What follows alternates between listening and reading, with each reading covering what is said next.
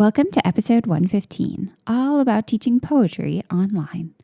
I know poetry can be a sensitive subject.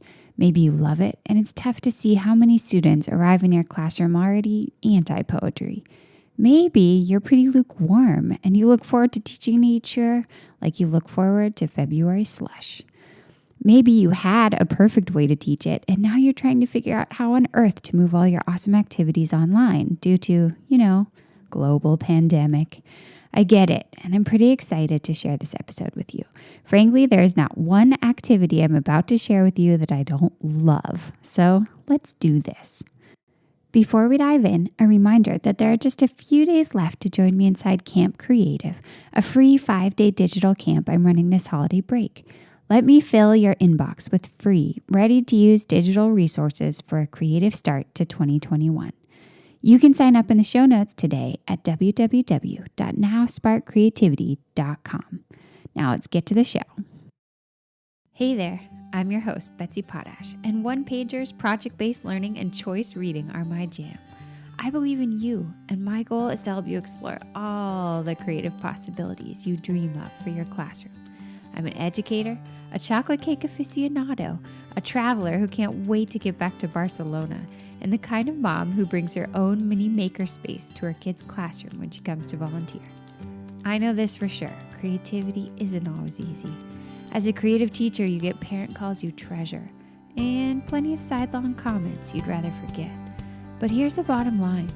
Creative education can ignite a spark in your students and change their lives forever. You and I know this. You're an innovator, and while it's sometimes hard, it's so worth it. So let's explore the world of creative education together. Welcome to the Spark Creativity Teacher Podcast.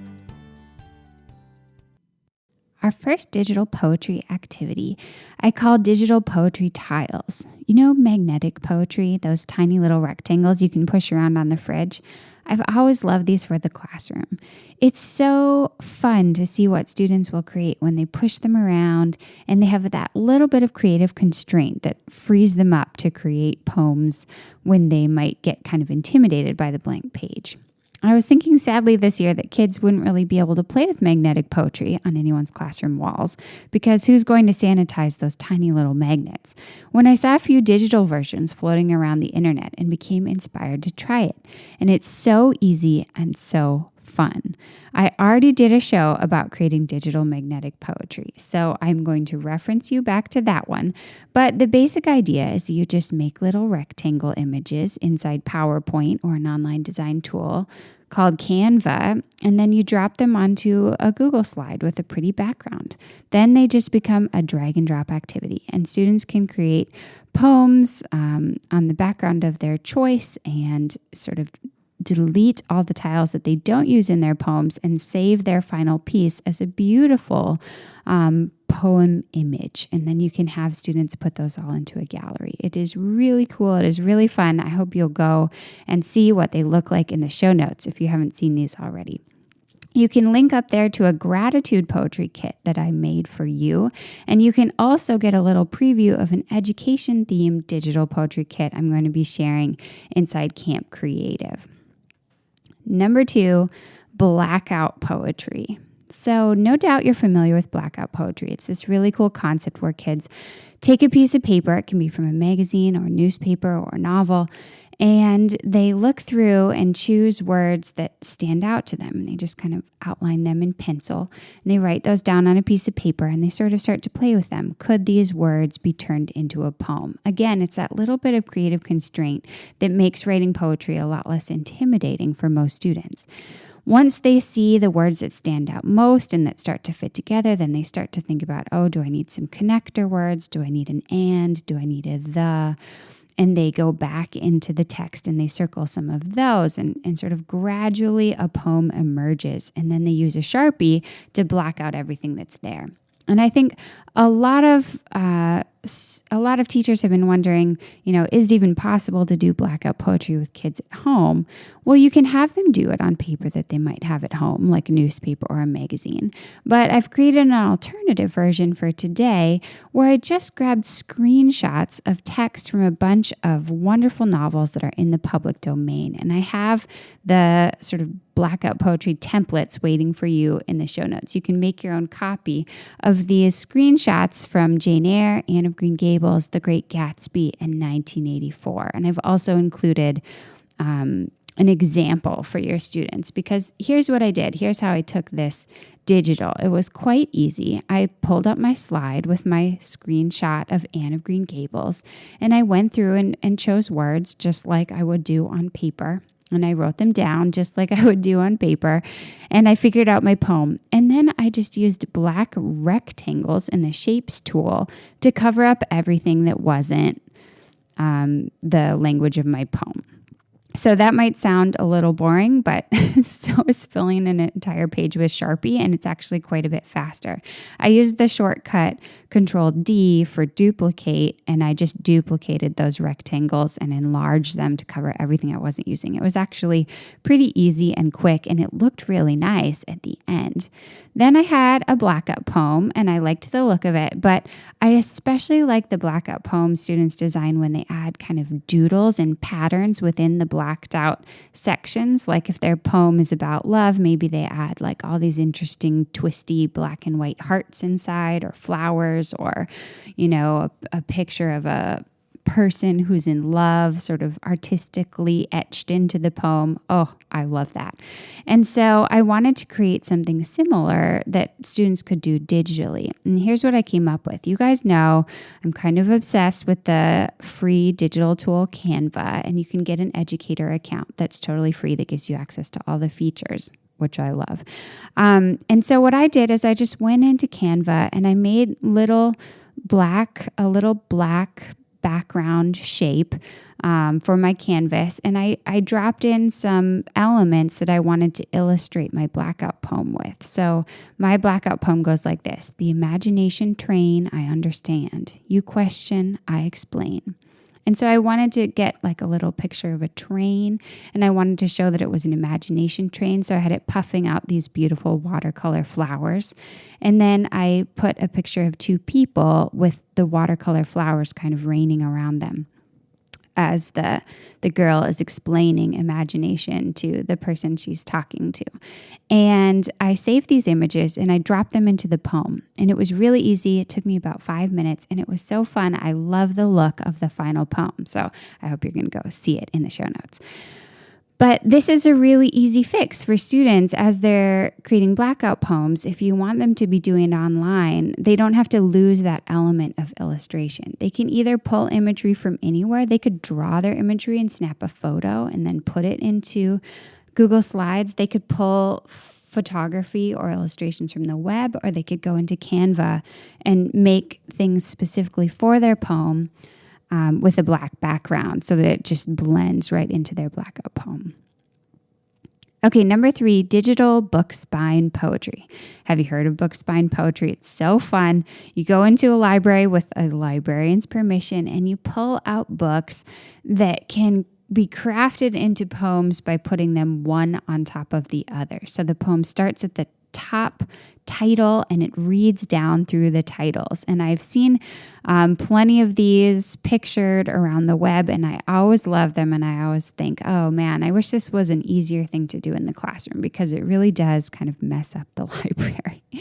But the other day on Instagram, I shared some pictures of Jane Mount's work. She's this really neat illustrator who creates paintings of book stacks. So she will gather book titles around a specific theme, like books that relate to teaching people how to write or amazing fantasy books. And she will illustrate a beautiful stack of what she considers to be the best books in that genre. And they're so fun. I have all of these note cards by her, and it's hard for me to even send them to friends because I love them so much.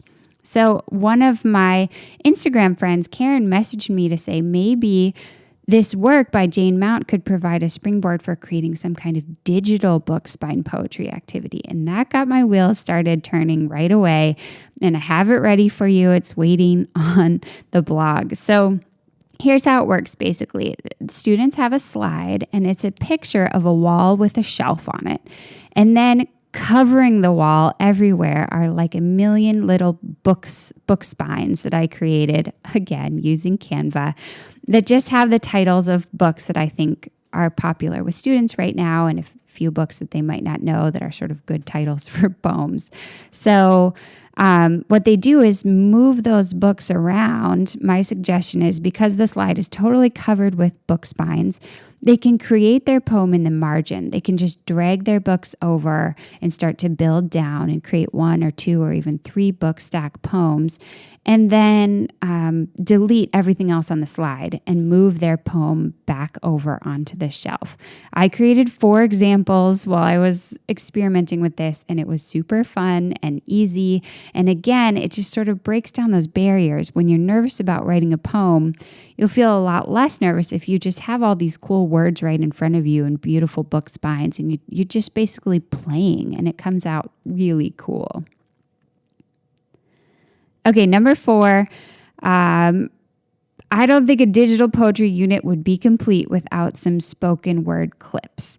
I would recommend really that any poetry unit, whether you're in class or out of class, have spoken word clips, because this is one of the key ways that I've always attracted students to poetry, is through current poems that are performed by current people. But this kind of thing is especially perfect when you're teaching online, because you have all these wonderful pieces, electronic pieces that are available free to you, just waiting for your students on the internet. You could kick off each day of a poetry unit by watching a spoken word clip, or you could do a series of writing workshops where you share a clip and then give a writing prompt that relates to that clip. Or you could build up throughout your poetry unit toward a virtual poetry slam or jam. When I was teaching in person, my poetry units always culminated in some kind of poetry performance day by the students. And so all throughout the unit, we'd be reading classic poetry, we'd be watching performance poetry, we'd be doing writing workshops, we'd be doing performance workshops, we'd be doing group poetry performances. And the end goal at the end of all of this beautiful hodgepodge of the classic and the current would be for students to perform their own pieces on a really special day. And I felt like having that end goal and having that real audience waiting at the end is what motivated their interest in the entire unit. And I think you can still do that online. You can have kids record videos of their poetry performances and share those in a virtual poetry performance day. And I think that could be really cool. So I have some resources to get you started. In the show notes, there's a wonderful channel on YouTube called Button Poetry that's just stuffed full of amazing performance pieces. And the greatest thing about it is that it has a full playlist of like 60 classroom-friendly spoken word video clips.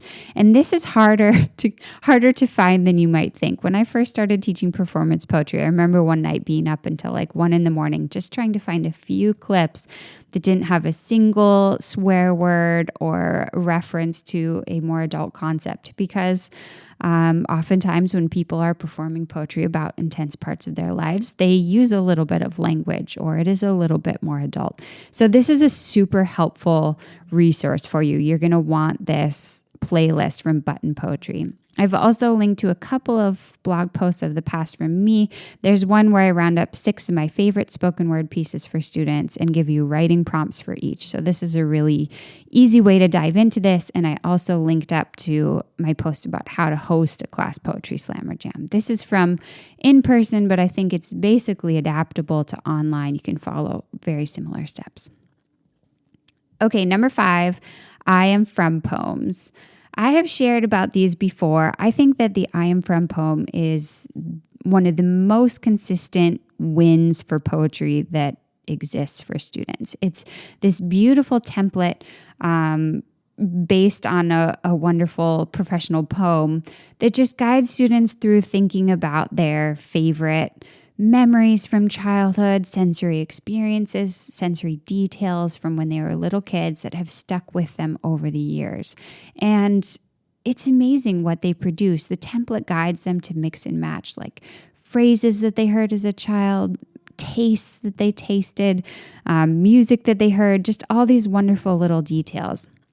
So I'm linking for you in the show notes to a blog post that walks you through super clearly exactly what the poem is like. It links out to an audio clip, a video clip of the poem, as well as a bunch of specific templates that you can just use to guide your students in making them. And then I have created some sort of beautiful visual templates where once they have their poem, they can add them to a gallery online. And I think this is where you can add a fun twist. You can actually make this writing workshop even better if you're digital, because you can have them put their final poem into one of these beautiful templates that you can pick up in the show notes. And then they can add illustrations along the side. They can add photos from their childhood. They can add illustrations that they create. And that will really help to bring out the meaning and the beauty of what they're writing. You wouldn't have to add that element, that's for sure, but it's a fun option when you're online. It's so easy to just drop a little photo collage into the margin. All right, folks, that's 5. Let's go and review really quick. Number 1 was digital magnetic poetry tiles. They're so fun. They're so easy. I've got a free set waiting for you on the blog and another one coming in Camp Creative.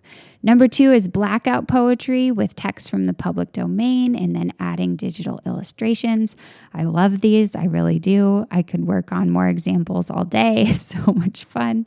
Number 3, digital book spine poetry inspired by the work of Jane Mount. I think you're going to love this. I hope you go check it out.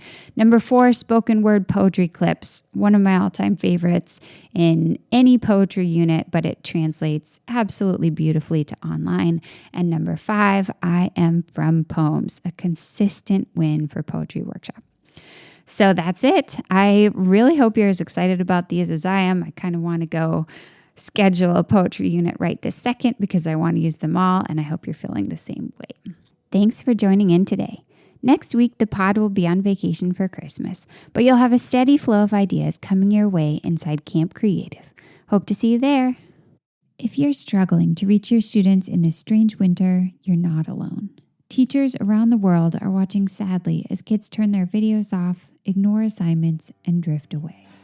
I want to help. I'd like to invite you to join me inside Camp Creative starting December 28th with 5 days of free classroom-ready digital resources and short videos from me teaching you how to use them and create more of your own.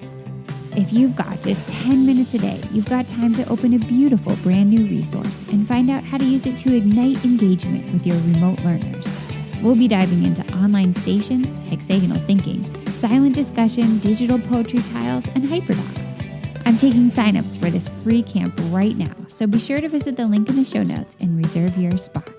Start 2021 with creative pep in your step and a brand new toolkit to reboot your online teaching.